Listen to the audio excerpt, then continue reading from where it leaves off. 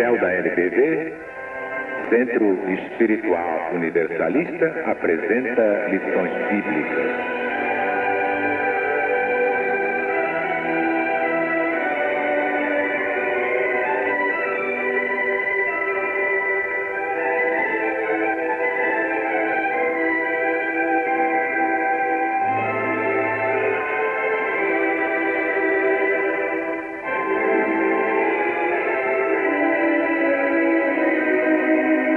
Idumeia. Onde é que morava essa senhora? Idumeia. E onde aparece? É no Velho ou no Novo Testamento? Claro, no Velho Testamento. E não era senhora nenhuma. Era aquele país cujos povos descendiam de Esaú, filho de Isaac. Depois de estarem muito tempo em guerra com os judeus, foram subjugados por Hircano, o qual os obrigou a receber a circuncisão e festejar o sábado. Vindo socorrer os rebeldes de Jerusalém, cometeram todo gênero de horrores e voltaram carregados dos mais ricos despojos da Judéia. Quem conta bem a história é Flávio José.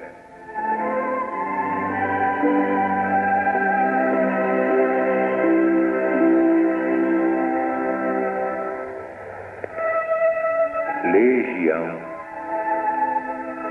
Também está na Bíblia essa palavra, citada pelo próprio Jesus. Em outras passagens do Evangelho. Quantos soldados tinha uma legião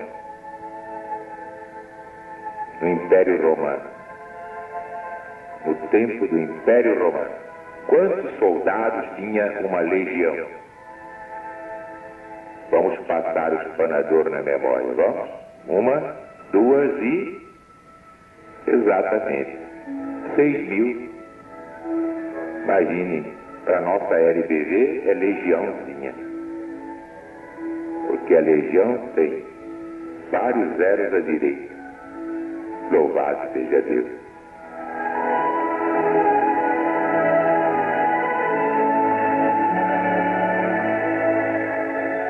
Levi. Quem foi mesmo Levi? E onde aparece?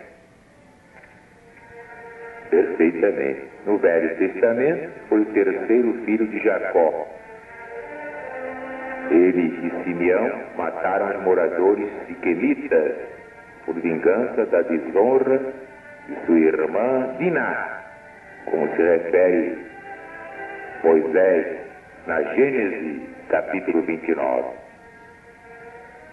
No Novo Testamento da Bíblia Sagrada, Levi foi aquele famoso publicano que veio a ser apóstolo de Jesus com o nome de São Mateus.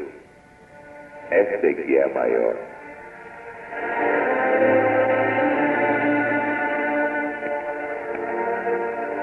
Como é que se chamavam os descendentes de Levi?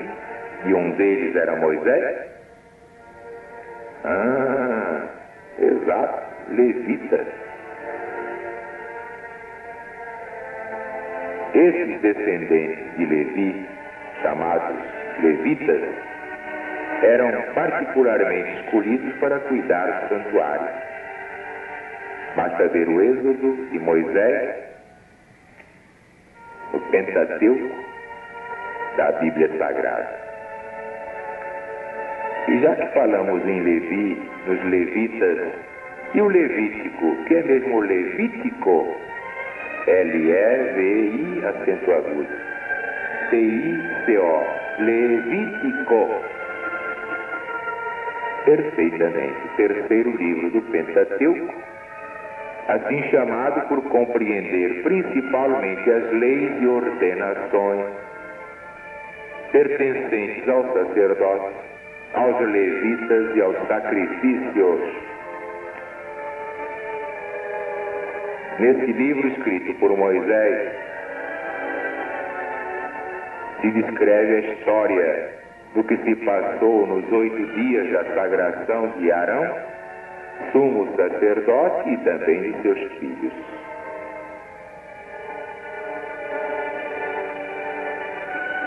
É um dos primeiros livros da Bíblia Sagrada.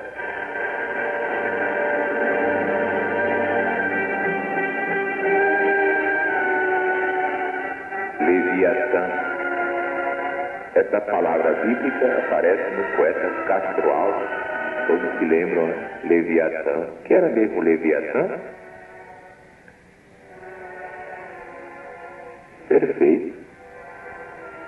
Essa palavra, que se repete várias vezes na Escritura, no Velho Testamento, geralmente significa, no sentido moral, Satanás, anjo do mal, figurado também no monstro marinho, cujo sinônimo é crocodilo, como se vê no livro do patriarca Jó, e também nos Salmos. Leviatã, L-E-V-I-A-T-A, em cima do A. Leviatã, figurado por um monstro marinho. Sinônimo, crocodilo. Basta ver o livro de Jó.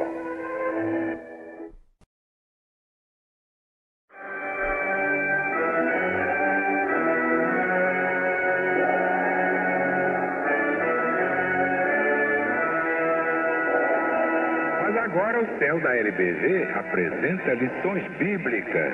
É a Bíblia para o povo. A Bíblia trocadinha em miúdos.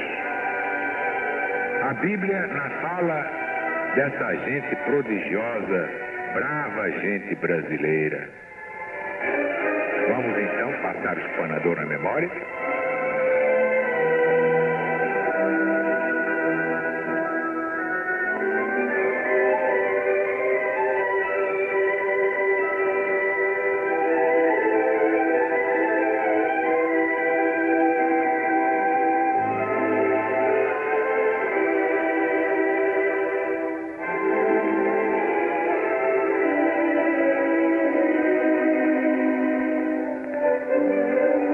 Amorreu. A-M-O-R-R-E-U. Quem foi Amorreu?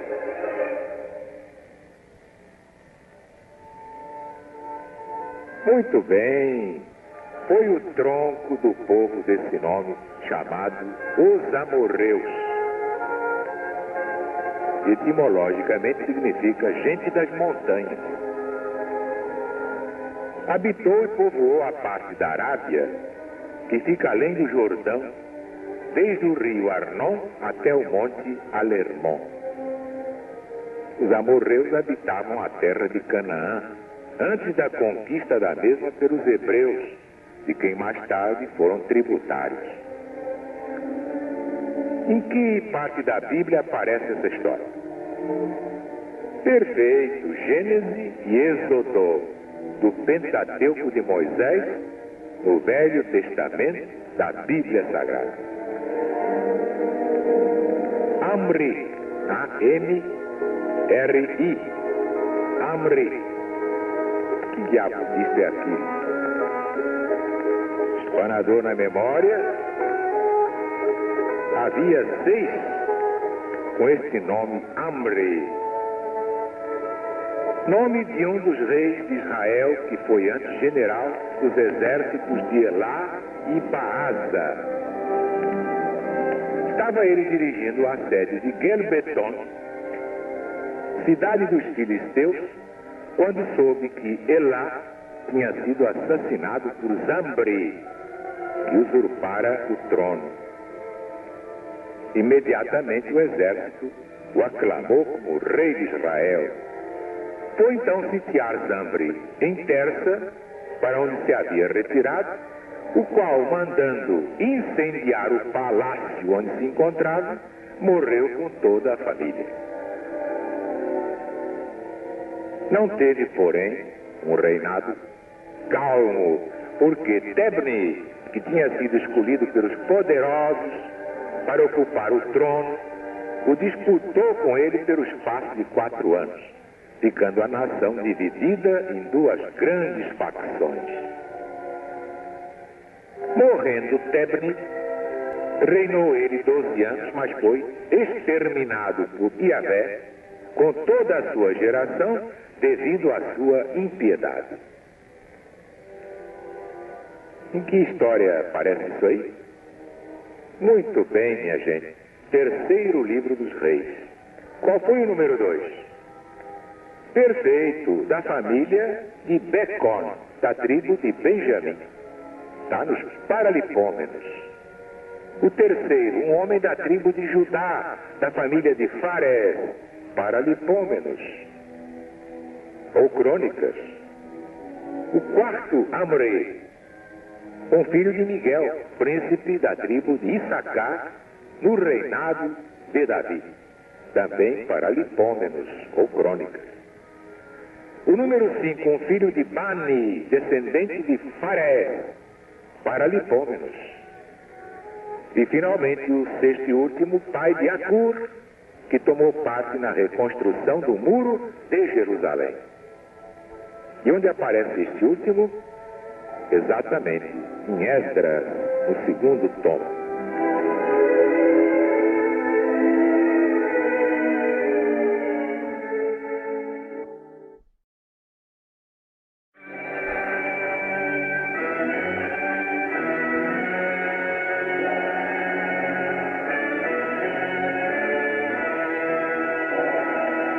Agora o céu da LBG apresenta lições bíblicas. É a Bíblia para o povo. A Bíblia trocadinha em miúdos. A Bíblia na fala dessa gente prodigiosa, brava gente brasileira. Vamos então passar o espanador na memória?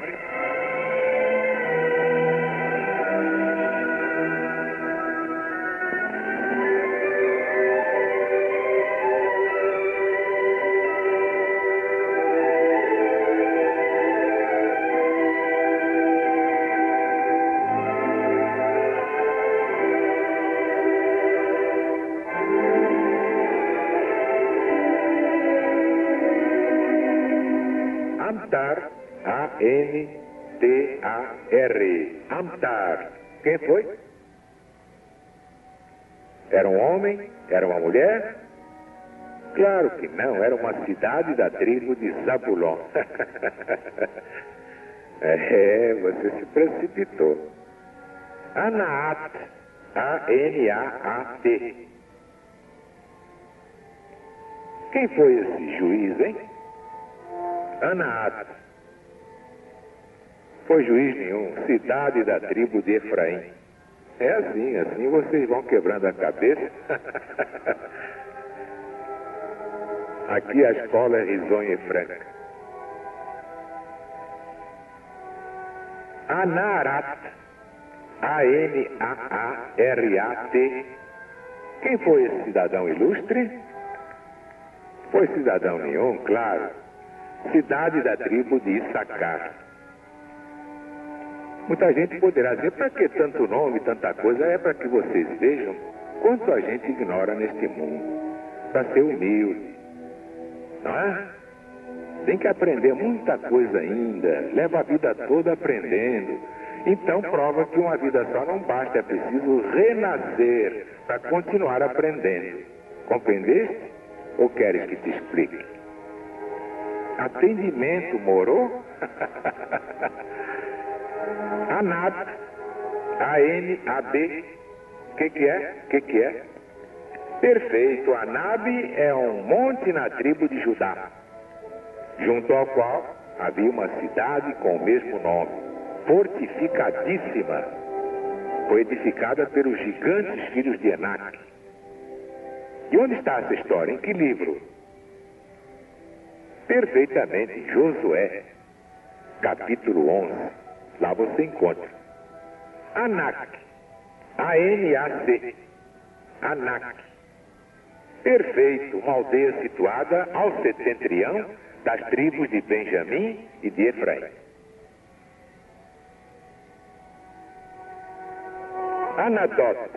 Anadote, A-N-A-D-O-T. Que diabo disso é aquilo? Claro, cidade na tribo de Benjamim, concedida aos levitas. Anamá, perfeito, cidade da tribo de Benjamim. Ananel, A-N-A-N-E-L, Ananel, ou Ananel, como dizemos nós.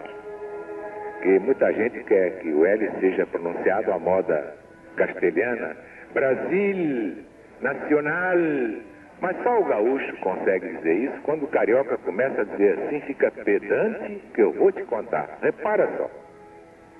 Ananel, quem foi Ananel? Sexagenário, oitavo sumo sacerdote depois de Arão, irmão de Moisés. 28º depois da volta do cativeiro dos judeus em Babilônia. Esse Ananel era muito conhecido e estimado por Herodes o Grande. Grande é o modo de dizer historicamente, porque de grande não tinha nada. Foi aquele infeliz que mandou matar mais de 2.000 crianças para ver se entre elas liquidava o menino Jesus. Esse é que é Herodes o Grande, imagine que piada, hein? Herodes o Grande, eu, hein? Bom, mas logo que esse príncipe foi reconhecido rei, esse Herodes chamou Ananel para junto de si e o honrou com o supremo sacerdócio. Anarabaquém.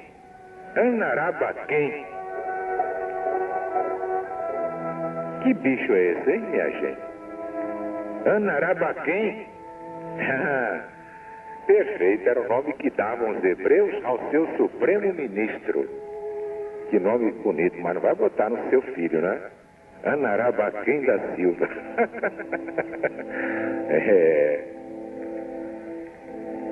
Anat. A-N-A-T. Anat.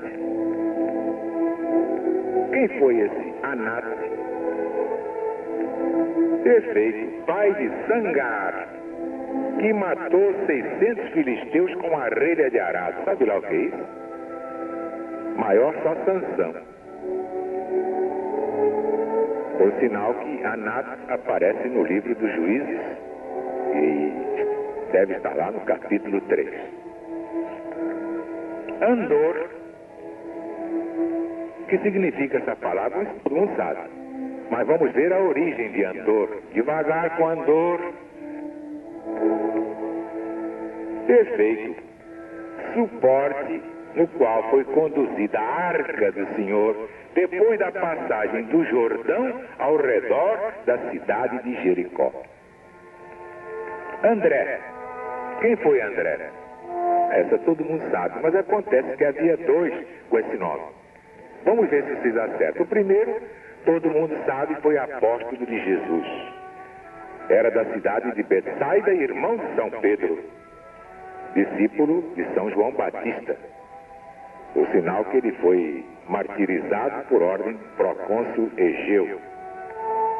André, irmão de Pedro. Agora, quem foi o outro André? Exato, aquele que foi mandado juntamente com Aristeu pelo rei do Egito, Ptolomeu Filadelfo, para pedir a Onias, sumo sacerdote, que lhe mandasse alguns doutores capazes de traduzir o Velho Testamento. Parece incrível, mas até hoje ainda pouca gente sabe traduzir esse Velho Testamento. Andrômaco. Quem foi Andrômaco? Aliás, tem que falar juntamente com o nome de outro. Gemelo. Quem foram esses dois? Perfeito. Foram dois irmãos de grande merecimento, os quais Herodes mandou desterrar por se oporem à morte de Alexandre e de Aristóbulo. Aí está a explicação do desterro. E vamos a mais uma perguntinha da Bíblia trocada em miúdos. Vamos lá, a última de hoje. Andrônico. Vocês já ouviram falar nesse nome, Andrônico. Quem foi mesmo Andrônico? E quantos houve? Tenente-general dos exércitos do rei Antíoco Epifânio. Mandou matar à traição o pontífice Onias, mas a lei divina permitiu que algum tempo depois ele também fosse morto da mesma forma e no mesmo lugar em que mandou dar morte cruel a esse pontífice. Onde está esse Andrônico?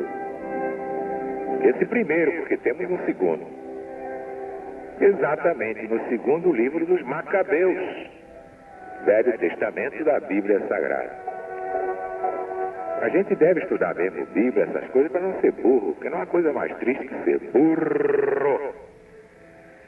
E agora o segundo Andrônico, perfeito, este foi discípulo de Jesus, parente do apóstolo Paulo, que foi martirizado em Jerusalém, juntamente com sua mulher que se chamava Júnia. São Paulo, apóstolo, fala nele na Epístola aos Romanos.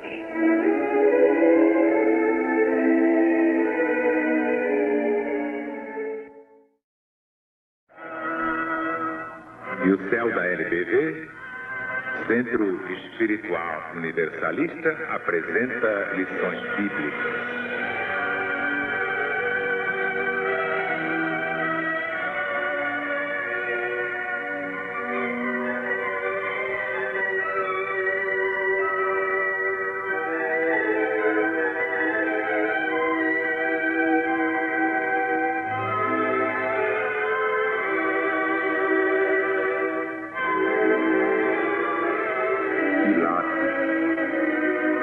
Quem foi mesmo Pilatos?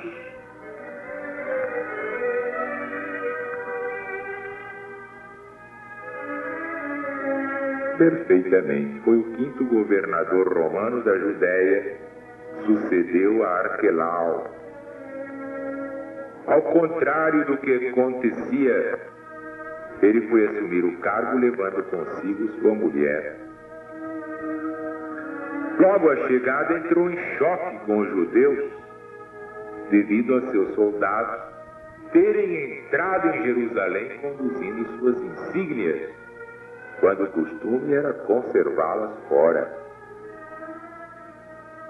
Em seguida, mandando empregar dinheiro sagrado na construção de um aqueduto, houve ainda por parte dos judeus um protesto tremendo, seguido de amotinação. Pilatos, mandando infiltrar-se por entre a multidão grande número de soldados romanos disfarçados, reprimiu com tal violência o motim que houve grande quantidade de mortos e feridos.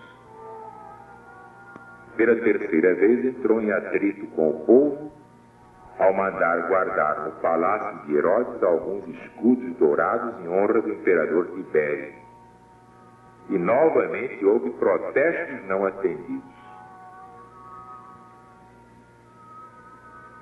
Seu modo de agir diante de nosso Senhor Jesus Cristo deixou patente que se achava disposto a fazer justiça, mas o apego ao cargo, o medo dos judeus,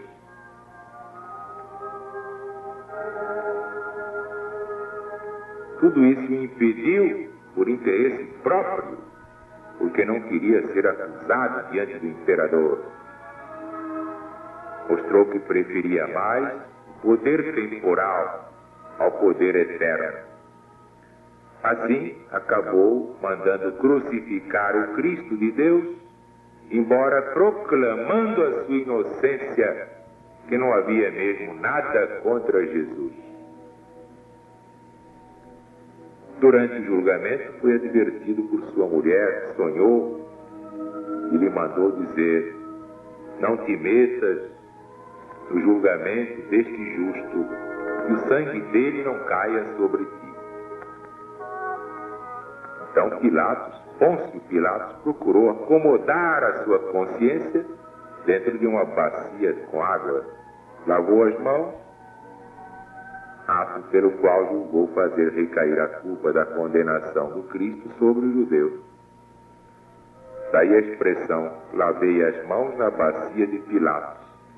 Mas isso não isenta ninguém de culpa. Isso é um ato de covardia. Por isso, Pilatos passou a história como um juiz covarde. Ficou com as conveniências mundanas e não teve coragem de fazer valer a força da verdade pelo poder da justiça. Resultado, foi chamado a Roma em consequência de queixa contra ele formulada pelos samaritanos. O que é que aconteceu? Pilatos foi banido para Viena, ao sul da Gália, e ali se suicidou. Assim terminam todos os indivíduos que não aplicam a si mesmos a justiça de Deus.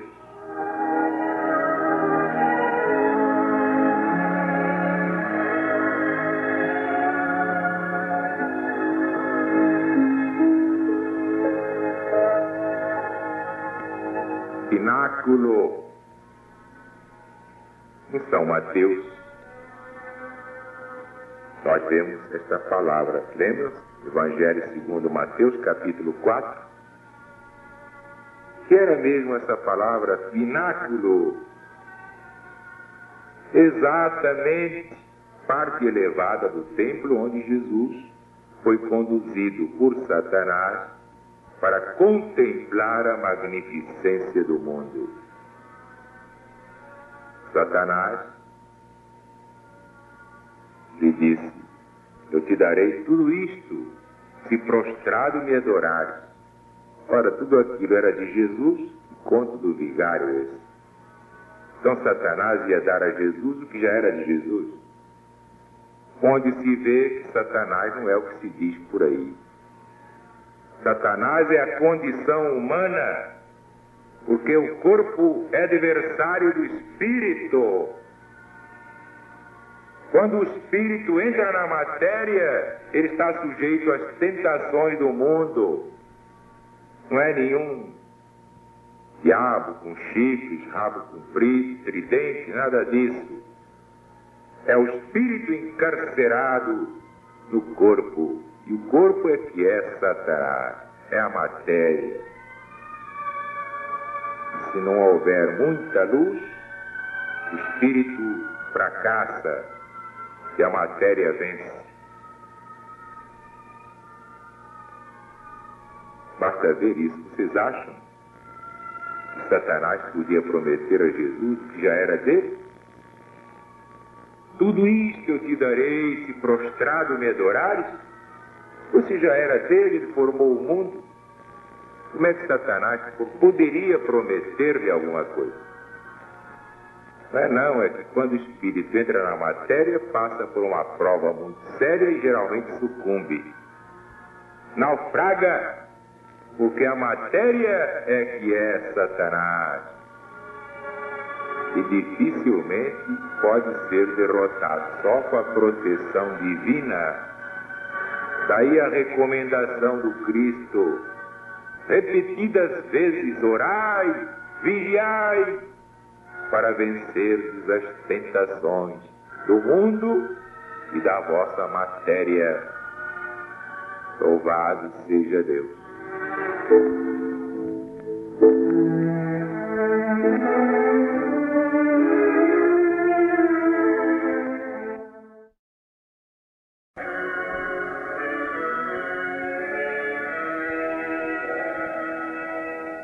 E o céu da LBV, Centro Espiritual Universalista, apresenta lições bíblicas.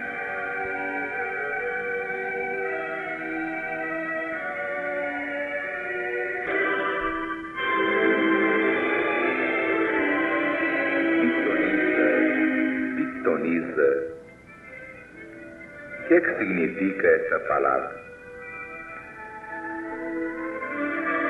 Exatamente, mulher que se entregava à prática da magia. geralmente de maneira contrária à lei de Deus.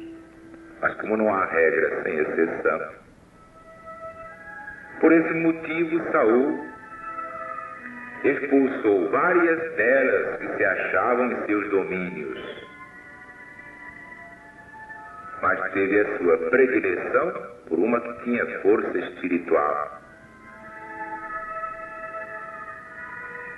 Ela lhe fez aparecer o espírito de Samuel. E Samuel profetizou a Saul sua morte e a morte de seus filhos. E aconteceu batata. Onde é que se encontra mesmo essa historieta? Exatamente no primeiro livro de Reis, capítulo 28, versículos 1 a 24.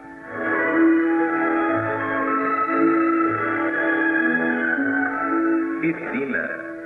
O que tem a ver piscina com a Bíblia Sagrada? Ah, exatamente, porque aparecem piscinas no Velho Testamento e no Novo também, no Evangelho segundo São João, de Bethesda ou Betsaida, tanques ou reservatórios de água existentes em várias cidades de onde era canalizada para regar os jardins. Em Jerusalém havia os tanques de Betsaida, Siloé e Guion. Basta ver o livro dos Reis e também o Evangelho de Jesus no Novo Testamento da Bíblia Sagrada.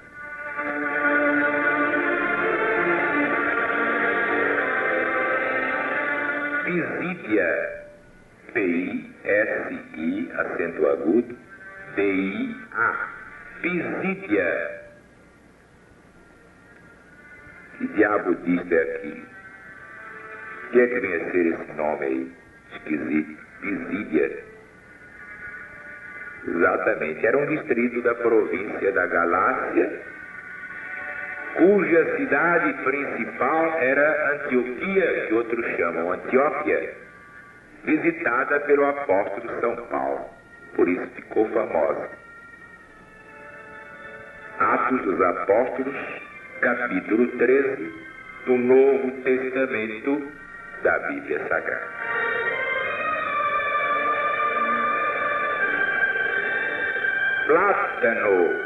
Plátano, quem foi esse grande guerreiro? Plátano. Ah, não foi? Exatamente, não foi guerreiro nenhum. Plátano, árvore silvestre da Palestina, embora também cultivada em outros lugares. Em latim, tem esse nome pomposo, Platanus orientalis, também traduzido como pinheiro em algumas versões da Bíblia, onde aparece principalmente, exato, na Gênese de Moisés, capítulo 30, e no livro de Ezequiel, capítulo 31, no Velho Testamento da Bíblia Sagrada.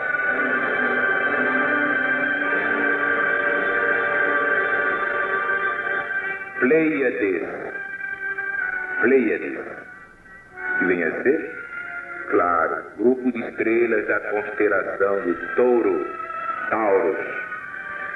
Os antigos se referiam às Pleiades como sendo em número de 7. Quer dizer, as estrelas componentes das Pleiades, mas apenas são vistas 6 a olho nu. Mas há aí uma simbologia interessante do número 7. Aparece em Josué, em Amós, no Velho Testamento da Bíblia Sagrada.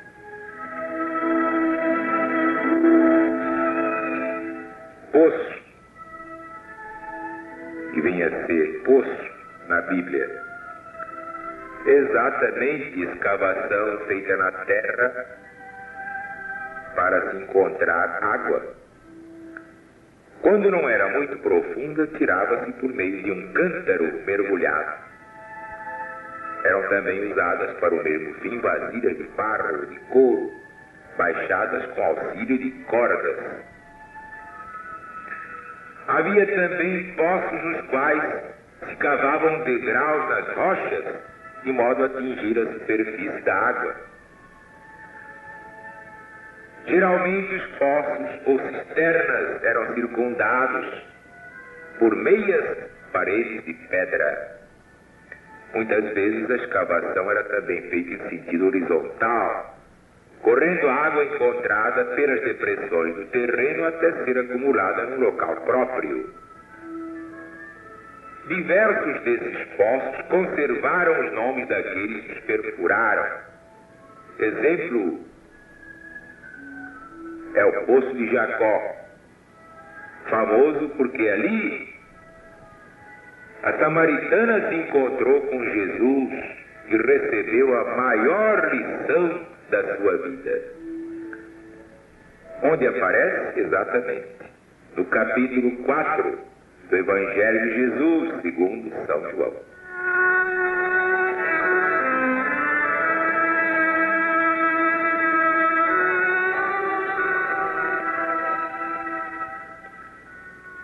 Pomba. P-O-M-B-A. Pomba. Qualquer criança sabe.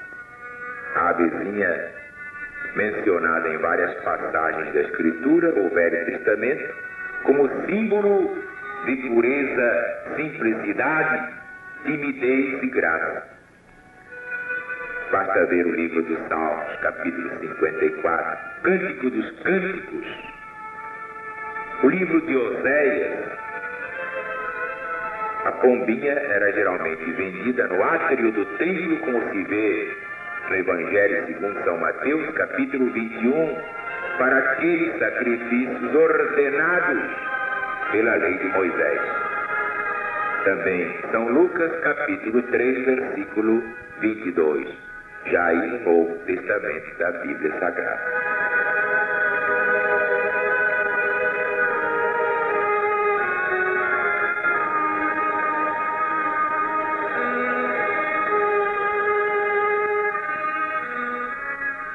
Porco.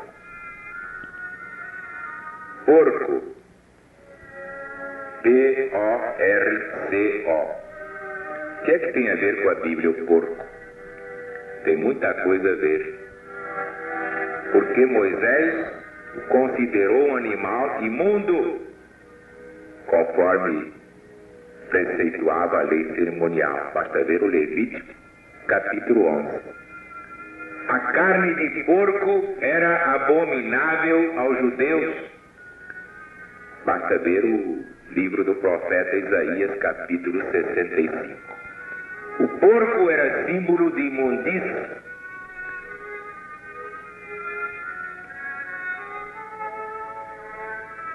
E vocês querem saber mais?